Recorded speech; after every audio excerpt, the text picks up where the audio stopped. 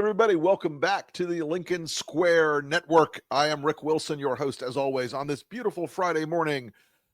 Beautiful here, at least. Hot, but beautiful. With my colleague and son, Andrew Wilson, who is a brilliant young pollster who understands numbers better than any of us put together. We are bringing you every Friday a look into the polling around Donald Trump and around the political landscape in our country. And as part of Donald Trump's terrible, horrible, no good week, Andrew, we are having more terrible, horrible, no good polling for Donald Trump. It's just one week after the next. I think I might have to find a new way to describe it because he continues to slip on everything, right? And with all demographics and political identities, it's really remarkable. Let's start. Let's go through it. Let's go through it. You got some slides. Let's just jump right in. So this is fascinating to me, and this is from YouGov this week. Mm-hmm. He has, and specifically looking at this top Republican number here, his approval on the handling of the Epstein investigation has slipped from about plus 20 with Republicans to plus 7. Trump is sticky in a month, a 13-point drop in a month. Yeah, in a couple weeks. Yeah, realistically, yeah. That I think is quite remarkable. He clearly something about the Epstein issue, and we found this in our data recently. That the idea that there's a cover up in the government is where you get most of the negative reactions, right? And of course, Trump's base is extremely conspiratorial, and they'll see a cover up under every stone. And here it is. But this is another piece from the Economist YouGov poll this week. 44% of people say Trump knew a lot about Jeffrey Epstein's sex crimes.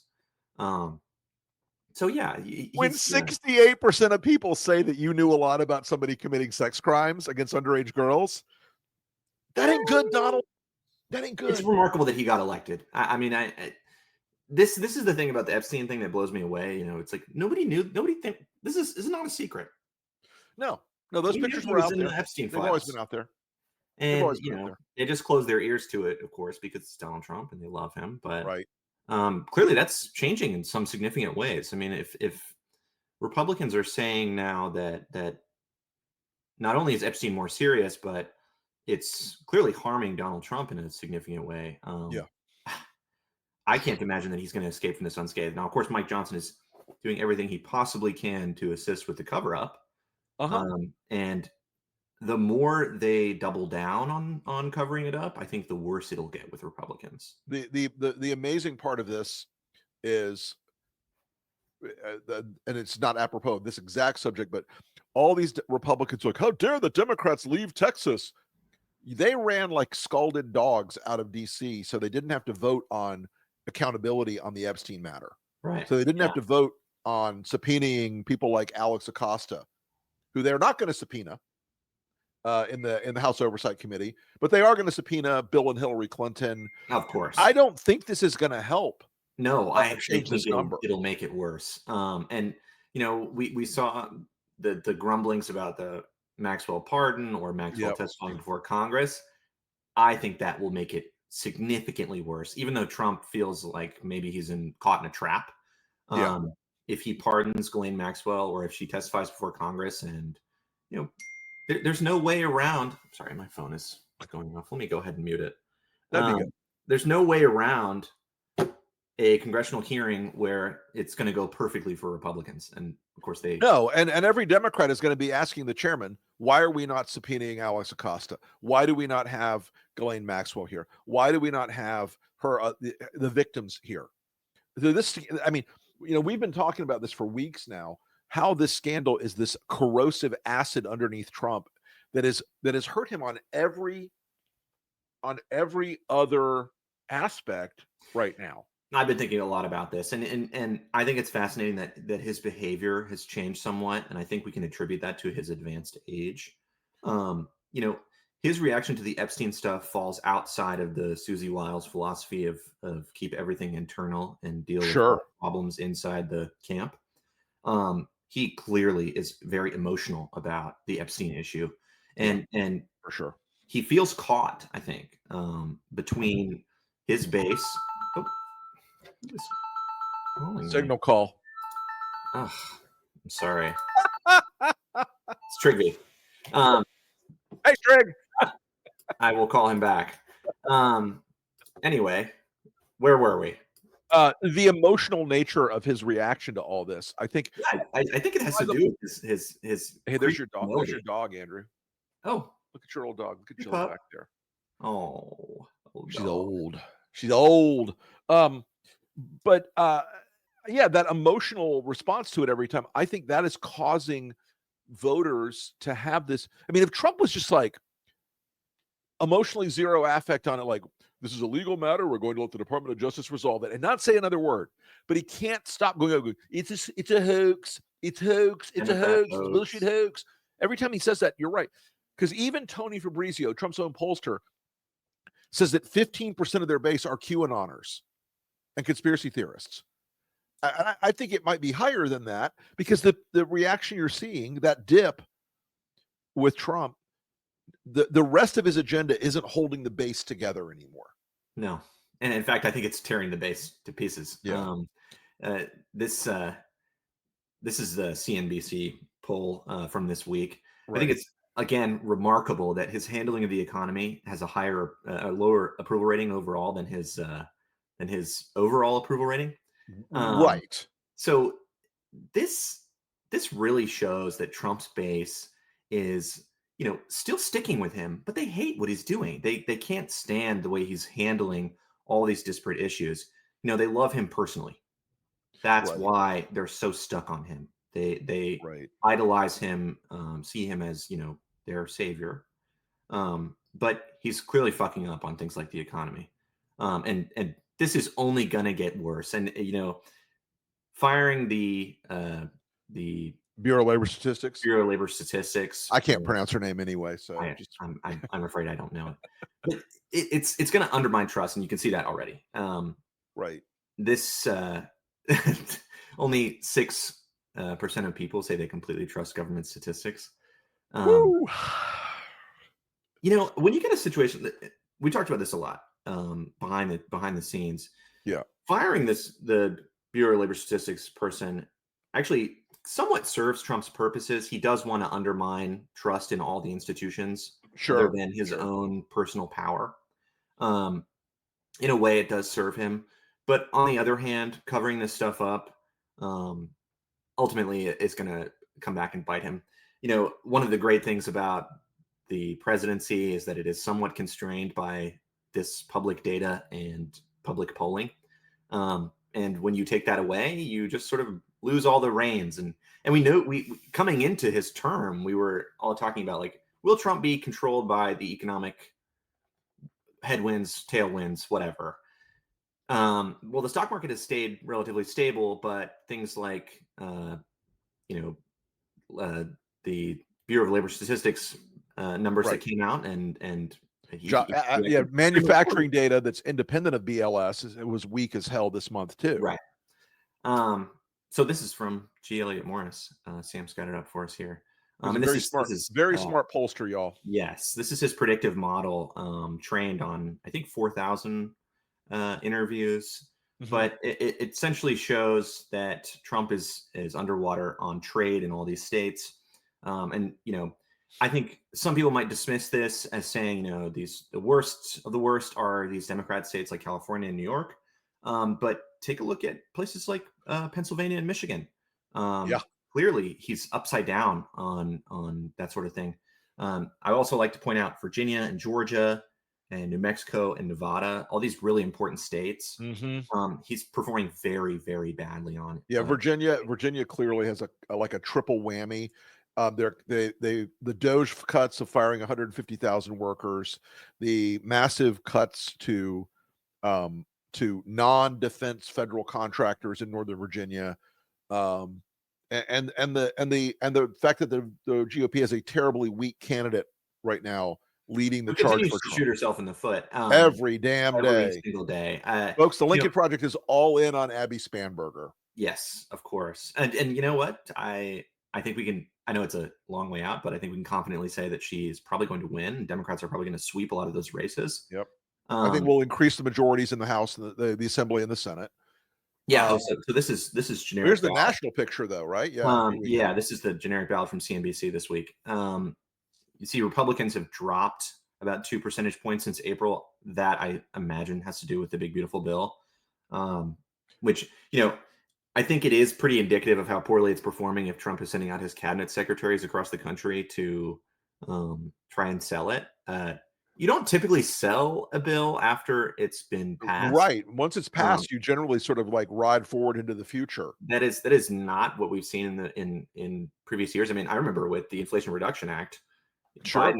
Biden's camp sent out people all over the country to they sell had this Pete bill Buttigieg and everybody passed else it. out pitching. Right. And not so with this particular bill. In fact, they wanted to squeeze it in under the wire. Right. And they're going to pay a price for it. And I don't think that sending out the cabinet secretaries is going to work. Those people are not viewed very well. There was some YouGov polling, especially on RFK this week, that showed that he is people don't like him because he's going to kill us all is why they don't like him, Andrew. Yeah, he's going to kill us all. Yeah.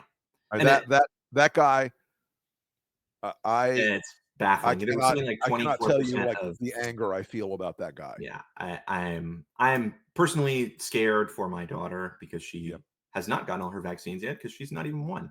Yeah. So pretty soon now.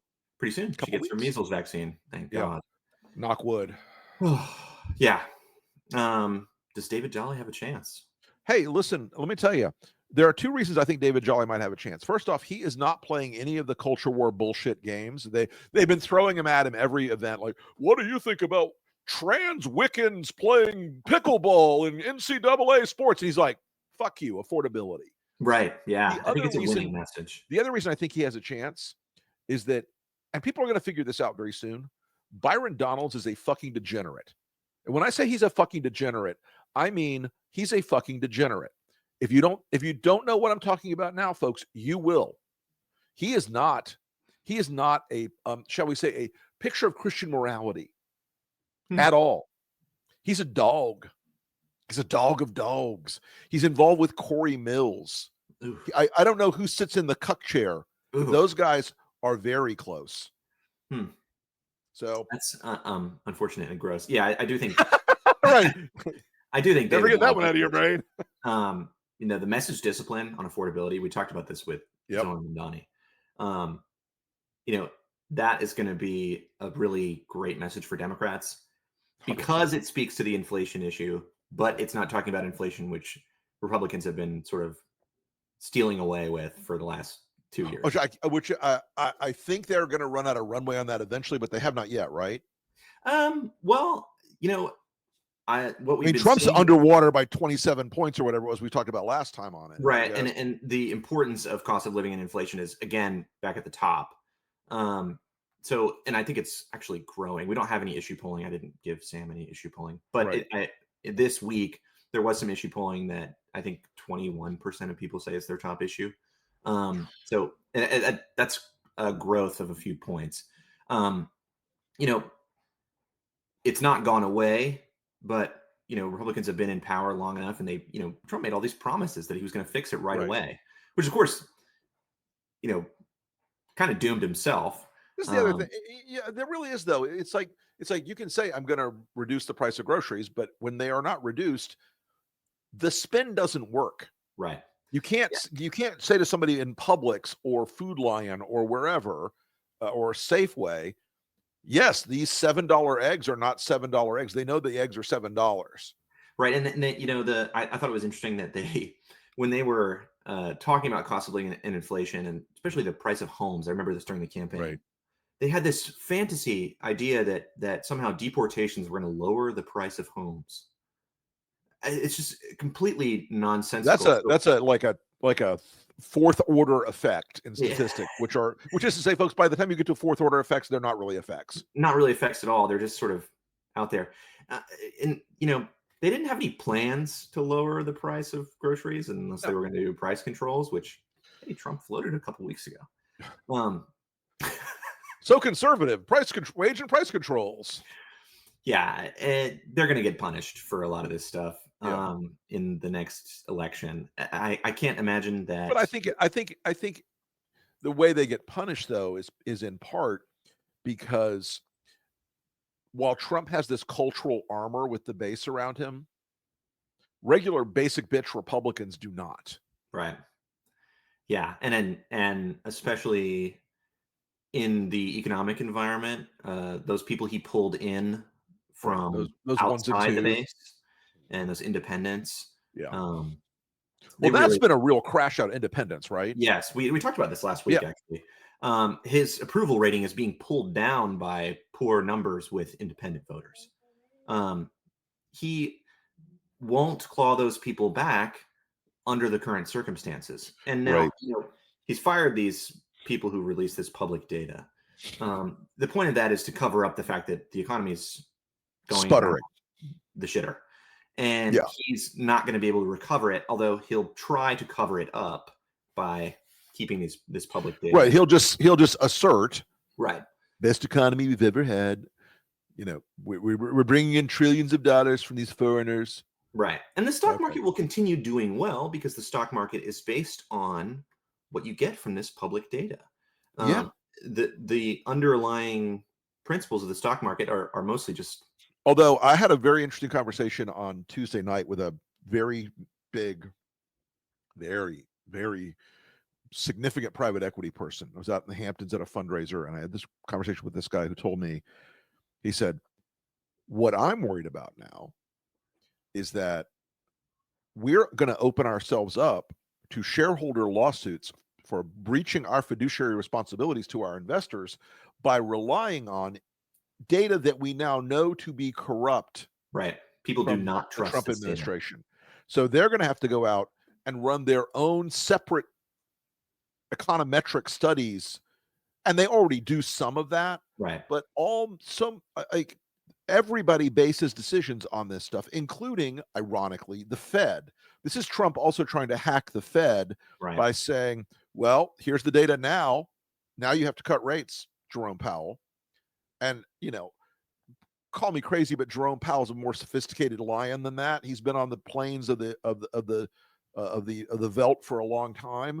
I don't think he's going to be fooled. But this guy was saying to me, he's like, this has really shaken the market worse than the trade stuff, because it will start to expose private equity and hedge funds and investment banks to shareholder liability if they say, oh yes, we believe in the dear leader's number that the economy is booming, and if they make a certain set of investment choices, that's not great for them. I sort of loathe to imagine the scenario where at some point, without this reliable public data, we have a sudden market crash. That would be extremely scary. A sudden changes in the economy that we weren't able to see because the public data wasn't available because it's been corrupted by the Trump administration. Well, that is a scary scenario. I mean, if you look at a variety of crashes, 87, 99, 08, there was public data out there showing things were going south. Now there is private data showing things are going south all over the place right now, but the public data will now be sunshine and the sunshine and roses for the rest of the Trump administration. It will be, because he'll put some lackey in there who will say 47 billion people got new jobs last month. Right. They all pay them $1 million a month. But you'll see it in consumer sentiment, and I think it's a really bad sign that there was Moody's is already deploying another round of their Moody's, the big rating agency. They're going to do their own expanded econometric studies now because they have to. Right. I mean, folks, there is a cruel reality to statistics, and they represent, these economic statistics represent real things that are measurable. And if the government won't measure them accurately, people whose lives financially depend on measuring them accurately will go and measure them accurately. Right. And now Trump wants to mess with the census too. Speaking of corrupted public data, he wants to run a new census for his redistricting scheme. Which redistricting for a little I have some bad news for Donald Trump. The census takes 5 years to prepare for the 1 year of census taking.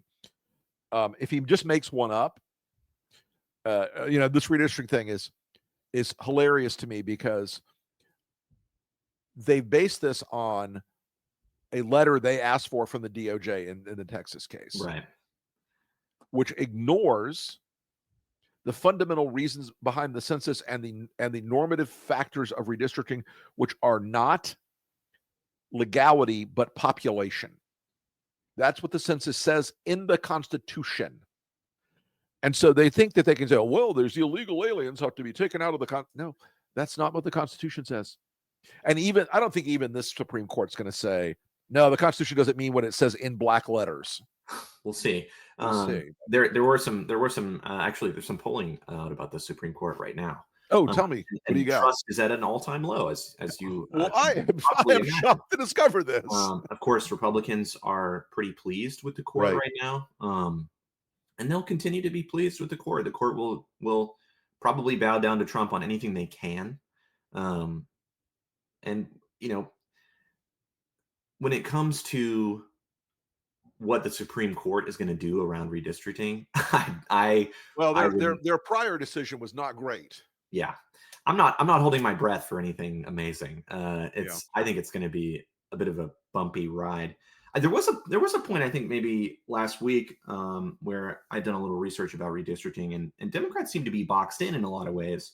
They had less room to maneuver, but it does seem like the governors are finding those little loopholes in there. Yeah, look, I will say this: if Texas does this, and Florida does this, and Ohio does this, I think every Democratic governor in a big state has a very powerful incentive to take countervailing action. And to his credit, Newsom, who I'm not a fanboy of Newsom, to his credit, Newsom has said, we're not going to do this unless you trigger this. Right. But if you trigger this, you've gone, it's land war in Asia, baby. We're going to drag it out, and we're going to make it hurt. Yeah. And even Governor Hochul, who really fucked it up in New York for redistricting the last time around, really absolutely blew it, handed the Republicans 4 seats they had no right to have, is now like, yeah, we'll take action. I'm like, holy shit, baby, she's going to do it. Now, Danny Perez, the Speaker of the House in Florida, has said he's going to put a subcommittee together for congressional redistricting. I am not sure that the state Senate, given their hostility to DeSantis right now, will play this game. I don't think they'll play this game. I'm not sure. Yeah, DeSantis has sort of whipped the legislature up and down for a few years. And they hate him. Soured on him in many ways. They hate him a lot. They don't want to do this. They don't want to bend over backwards for him anymore. No, not at all. Not at all. I hope that we don't see redistricting wars. I don't want. Right. Listen. I think they are the worst thing for the country. I think it is a bad slip into an aggressive new area of undermining public trust and faith in our election system, which Republicans would like to do. Yes, of course, that serves Donald Trump's purpose in a lot of ways. Yeah. But I also wrote about this a little bit this morning. There is a certain weird thing in DC in the last 4 or 5 days when everybody heard that JD was going to have this secret meeting at the Naval Observatory to handle the Epstein matter, and Trump killed it. Suddenly people were like, there is going to be an end to Trump. There will be a day where he's not here. He will die or go. Something will turn. Yeah. We will lose power. Some externality will eventually, and we got to start thinking about that. And I do think it's in some of these states, these guys are thinking, am I going to be the guy who died on the Hill for this motherfucker? It's I've been reading a book about the Civil War, pre-Civil War, and it reminds me of the Democratic Party then. Right. There are a lot of people who are forced to make this choice, whether or not you would be a war Democrat or a Copperhead. Yep. And it really, even though these people had such strong convictions about, in this case, it's Donald Trump, they eventually choose the U.S. They eventually choose Union. Right. And I just don't know that I think they've gone down this path so far. So far they've exhibited no shame on any issue. None whatsoever. It would be a pretty stunning reversal to see a lot of these Republicans say, let's pump the brakes. Let's not do redistricting wars. And Donald Trump wants it. He wants it bad. He wants it bad. You can tell. But I think his political stock while his stock is high enough to make it start, I don't know if his stock is high enough to prevent it from stopping. No, I don't think anybody's got the power to prevent it from stopping if it starts. Right. It is a sort of a nightmare if we go down this path. I can't imagine sort of a worse tearing at the fabric of America than a redistricting conflict. It is. We're looking at something that's like more chaotic than we've had in the past 10 years, and it seemed very chaotic, but this is a much worse. Oh yeah, we're in a much deeper, weirder hole than we've been. Well, Andrew, this was a good update, and folks, we'll be talking to you again next week, same time, about whatever the new developments are in the ever plunging poll numbers of Donald John Trump, the 47th and hopefully last Trump president in the House Trump. So, all right, everybody. Thanks for listening to Lincoln Square. I appreciate you as always for tuning in. We will be back with you again next Friday for the same show. You can also catch me on the Lincoln Project podcast, the Enemies List podcast, every Friday, a little brief mini podcast called The Elephant in the Room, where I peel back the curtain on what's going on in politics. This week's is a banger. You can also catch me on Substack at The Rick Wilson. And we look forward to talking to you guys again soon. Thanks, Andrew. Talk to you later. See ya.